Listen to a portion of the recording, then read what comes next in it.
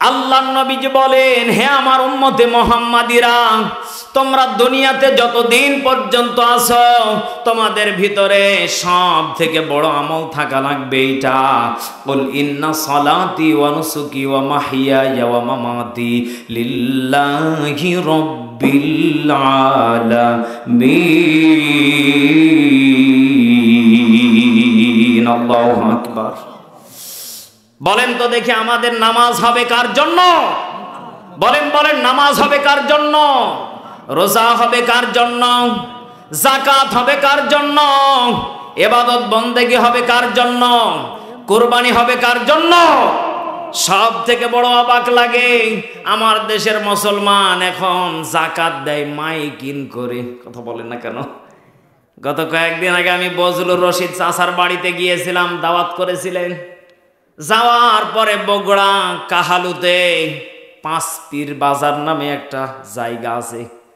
আপনারা যারা বজলুর রশিদ চাচার বাড়িতে গিয়েছেন তারা জানতে পারবেন।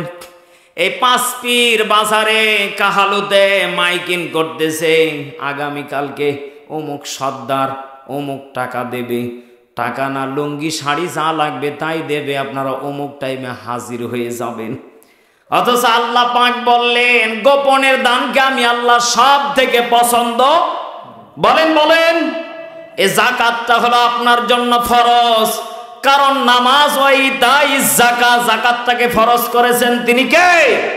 আরো জোরে বলেন, তিনি কে? যাকাত যদি আপনি দিতে চান মাইকিং প্রচার করে দেওয়া লাগবে না, রাতের আধারে খলিফাতুল মুসলিমিন হযরত ওমরের মতো করে বাড়িতে বাড়িতে ডেকে ডেকে আপনি যদি যাকাতটা দিতে পারেন গোপনে, বলেন তো দেখি দ্বিগুণ নেকি দিবেন, যাকাতটা কবুল করবেন তিনি কে? আরো জোরে বলেন, তিনি কে? আল্লাহর নবীজি বলেন, খলিফাতুল মুসলিমিন সব থেকে বড় একটা তোমাদেরকে আমল দিয়ে দেই। আমার একজন সাহাবী আব্দুল্লাহ বিন খুবাইব নামে একজন সাহাবী আছে, তোমরা কি আব্দুল্লাহকে চিনো?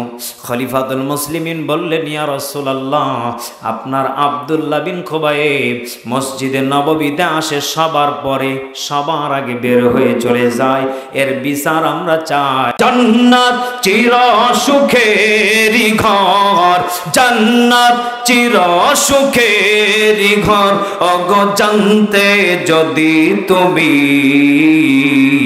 মায়া ঘেরা রঙিন হে পৃথিবী, নয়তো সুখের খনি। ঠিক কিনা?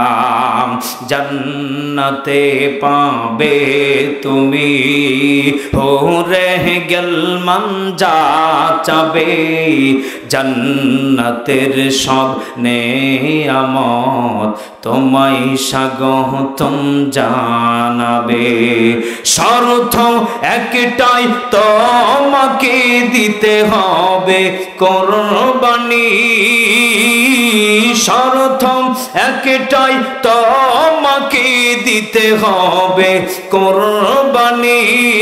করতে পারো তুমি যদি, করতে পারো তুমি যদি এক আল্লাহর গোলামি, মায়া ঘেরা রঙিন হে পৃথিবী, নয়তো সুখের খনি। জবানটা খুলে বলেন ঠিক কিনা? এ মায়া ঘেরা পৃথিবী হলো ধোঁকা। কি বলেন বলেন? আজকে আপনি রাত্রিবেলা বিবিকে বলবেন, বিবি রে, আগামীকালকে মান্দা ফেরিঘাটে সব থেকে বড় বাজার, তোমার জন্য কি নিয়ে আসবো? বিবির বায়না শুনতে শুনতে আপনার ঘুম চলে আসবে, বিবির বায়নাই ফুরাবে না, মনে হয় ওকে আপনি 10 বছর ধরে মার্কেট করে দেন নাই। এক কথা বলে না কেন? এত পরিমাণ আপনি খালি খুশি মনে একদিন বলে দেখবেন, কি লাগবে বলো, সমস্যা নেই এনে দেব। বিবি বায়না করতে করতে মুখ শুকিয়ে যাবে, বায়না ফুরাবে না। আপনার বিবিকে সকালবেলা যদি আপনি না এনে দেন, বিকাল থেকে খাবার বন্ধ। কথা বলেন না কেন?